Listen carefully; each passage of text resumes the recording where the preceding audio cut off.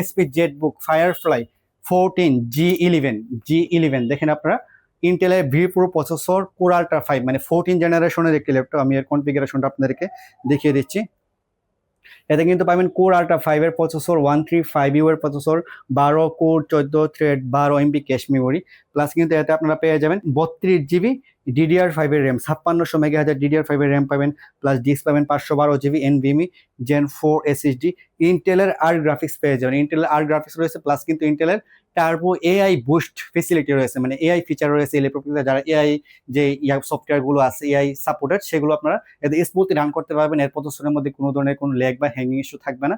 AI feature দিয়ে আলাদাভাবে কাজ করে, প্রসেসরের উপরে কোনো ধরনের কোনো প্রেশার পড়বে না, যার কারণে এতে এআই ফিচার ইউজ করা হয়েছে। প্লাস কিন্তু এতে রয়েছে আপনার পলি স্টুডিওর সাউন্ড সিস্টেম, ফিঙ্গারপ্রিন্ট সেন্সর, তারপর আপনার ফেস আনলক সিস্টেম, সম্পূর্ণ টাইপ সি চার্জিং সিস্টেম, একদম ওপেন বক্স নতুন ল্যাপটপ। সাইকেল কেন আপনারা 2 থেকে 12 বা 15 এর ভিতরে আপনারা পেয়ে যাবেন।